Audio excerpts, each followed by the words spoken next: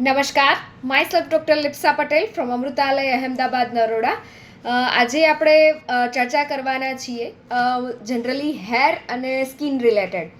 જો અમારી ઓપીડીની અંદર પેશન્ટ ઘણાની ડિમાન્ડ્સ એવી હોય છે કે માનો કે કોઈ મેનોપોઝલ લેડી છે કે જેની 40થી લઈ અને 50 વર્ષ સુધીની એમની ઉંમર છે અને એમના સ્કિન પર હોર્મોન્સના લીધે જે પ્રી મેનોપોઝલના લીધેથી સ્કિનમાં ઘણો બધો ડ્રાસ્ટિક ચેન્જીસ આવતો હોય છે. સાદી ભાષામાં આપણે કહીએ તો એને દાજ અથવા તો ચામડી કાળી પડવી અથવા તો ચામડી સૂકી થઈ જવી એવી બધી તકલીફો થતી હોય છે.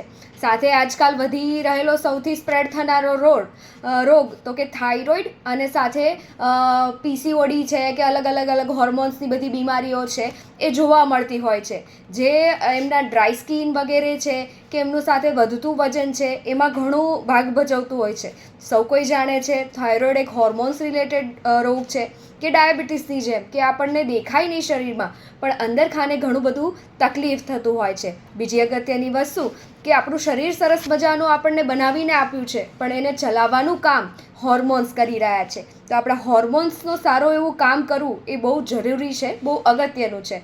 સાથે સાથે આપણે સ્કિનની વાત કરીએ તો જે કંઈ પણ ખાનપાન લઈ રહ્યા છીએ એનાથી જ આપણા સ્કિન પર, આપણા વાળ પર, સાથે આપણા નખ પર ફરક પડતો હોય છે કે જેવું તમે ખાઓ છો એની ઇફેક્ટ સીધી તમારા આ ત્રણેય વસ્તુ પર જોવા મળતી હોય છે.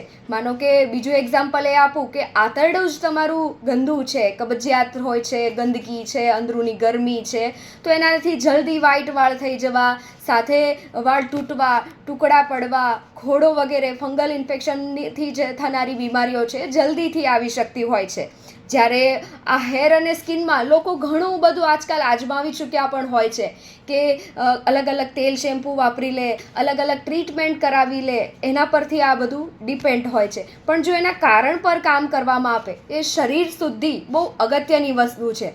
લોકો વરસ થાય એટલે તરત પોતાની ગાડીનું છે અથવા તો પોતાના ઘરનું જ એક્ઝામ્પલ લઈ લો. વર્ષમાં 2 વાર તમારા ઘરની સાફ સફાઈ તમે કરી લો છો, ના કરો તો જાણે એક મોટું કામ બાકી રહી ગયું હોય એવું લાગે. પણ શું તમે તમારા શરીરની સાફ સફાઈ રાખો છો? ઉપવાસ જે કરવાના હોય એ શરીરની સાફ સફાઈ રાખવાનો એક પગથિયું છે. પણ જ્યારે આપણે ઉપવાસની અંદર તેલયુક્ત બધી કાતરીઓ, સાથે સાબુદાણાના તળેલા, સિંગદાણાનું પ્રમાણ એટલું વધારે, જ્યારે ફરાળ કરવાનું હોય, ફરાળ એટલે કે ફળાહાર, ફળ પર આખું રહેવાનું હોય. અત્યારે ચૈત્ર વગેરે પણ ચાલે છે તો એમાં પણ મીઠાનો પ્રયોગ ઓછો, ઘણા બધા માતાજીના પણ ઉપવાસ આવી ગયેલા છે, રમઝાન પણ એક સાઈડ ચાલુ હોય છે. ત્યારે આ બધી વસ્તુનું નાનું જો ધ્યાન રાખીએ તો આપણી સાથે થનારી આવનારી તકલીફમાં આપણે ઘણું બચી શકાય છે. આયુર્વેદની દ્રષ્ટિએ પહેલું અગત્યનું કારણ કે પહેલાં તમારા શરીરની સાફ સફાઈ રાખવી જોઈએ, જેનાથી તમારા સ્કિન, તમારા વાળ અને તમારા નખ પર સૌથી સારી ઇફેક્ટ આવી શકે છે. તમને આ રિલેટેડ કોઈ પણ ક્વેશ્ચન્સ આવે છે તો નીચે કોમેન્ટ બોક્સમાં તમે જણાવી શકો છો. Thank you. જય દ્વારકાધીશ.